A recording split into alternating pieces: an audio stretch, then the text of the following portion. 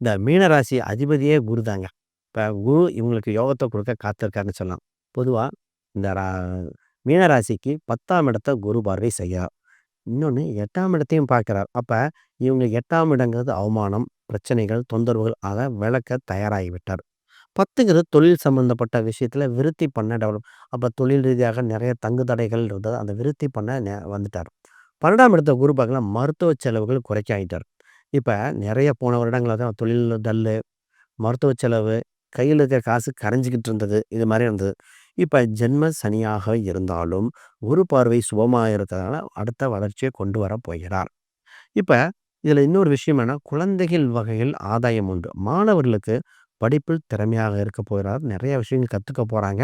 கொஞ்சம் எழுதி எழுதி பார்க்கணும். ஏன்னா சனியோட தாக்கம் கொஞ்சம் டிஸ்டர்பன்ஸ் பண்ணாலும், குரு யோகத்த குடுக்கறனால எழுதி எழுதி பார்க்க வேண்டிய சூழ்நிலை உண்டு. இவங்களுக்கு ஒரு சில கோயில் குளங்கள் சென்று வந்தே ஆகணும். அது போயிட்டு வந்தா இன்னும் வளர்ச்சி ஆயிரும். முதல்ல 2 கோயில், பெண் தெய்வ கோயில்ல மீனாட்சி சுந்தரேஸ்வரர் கோயில் ரொம்ப சிறப்பா இருக்கு. ஃபர்ஸ்ட். 2வது இவங்களுக்கு காவல் தெய்வம். இந்த கன்னிமார்கள், சப்த கன்னிகள் அந்த மாரி இருக்கிற கோயில்ல, இந்த காவல் தெய்வ கோயிலும் போயிட்டு வரணும். இப்ப குருவா இருந்தாலும் சனியோட தாக்கம் அதிகமா இருக்கறனால, இந்த 2 கோயில் தான் வருது.